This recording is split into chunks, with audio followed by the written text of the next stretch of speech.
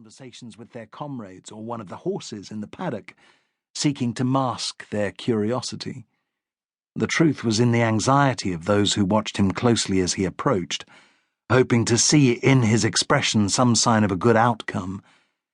Ever well versed in dissimulation, their captain kept on his face a bland countenance that was impossible to read. "Gather you all!" The men shuffled forward, keen to be to the fore. As he looked around the faces, Hawkwood could not help but recall those that were missing, men who had died on the march as well as those who had fallen in battle. Few, it had to be said. They had perished in astounding occasions that would be commemorated in songs and ballads, or the chronicles written by scribes both noble and monkish. But it would not be the names of the commonalty who would be praised. Kings won renown off the backs of their subjects.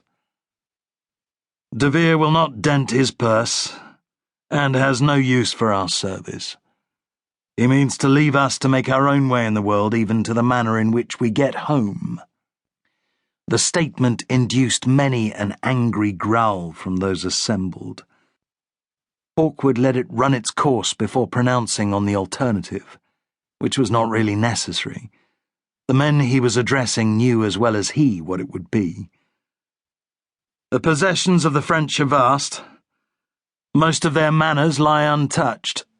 Our sovereign and his son have taught us it is possible to live well off the land, and that is what those of us who do not wish for England must do. For those of you determined to return to your hearths, we will bid a fond farewell and pray to God for your safe passage. To hell with hearths! Let us form a free company as others have done. This admonition came from Allard the Radish, one of Hawkwood's corporals, so named for his rubicund skin, added to a propensity to blush at the mere proximity of a woman, or any carnal thought. This would produce flaring red cheeks, set off and made more striking by a thick mop of flaxen hair and an impish grin. "Freebooters we will be," called another, Badger Broxton, he of the white streak on one flank of his jet-black hair. "If our own will not see to our prosperity, then the land hereabouts must, and who's to say we will not be ourselves lords one day?" "Temper your ambitions, Broxton," Hawkwood sighed. "Settle for food and wine. If it's to be done, then we must be properly conjoined with a scribe-written contract by which each who volunteers must put their mark. The same fellow must be taken on for a fee to keep a tally of that which we acquire and ensure fair distribution of our spoils." "First we must elect a captain," Allard insisted. "Then we must have a vote. Who wishes to put their name forward?" Hawkwood was offered no rivals, and nor did he expect any.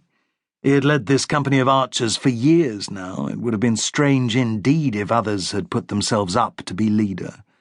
The acclamation that he should command them was heartening. Only the Badger asking, "No one's asked if you intend to take that path, John, and it's rumoured King Edward is set to forbid it and insist all his fighting men return home." "Home to what, Broxton? I have no wife and no property, with little hope of gaining either in a country flooded with the returned of our ilk. No, whatever our sovereign says, I will stay in France and seek what the good Lord sees fit to provide." "Happen that wife you hanker after?" Ivor the Axe called, his glee obvious. "Any woman'll do, Ivor, for me, and I think for us all." As a statement it was simple, yet John Hawkwood knew the position he was being invited to occupy carried with it responsibilities. They would not be part of a paid host as they had up until now, nor under the command of leaders who had steered them to great victories. There'd be no marshals scouring the land to find the food to feed them, nor constables to plan their movements and form them up for battle. They must look to their own needs. What he had said about written commitments was not an idle point. It was vital that all committed to the cause by contract. There'd be a need to engage someone capable of acting as their factotum.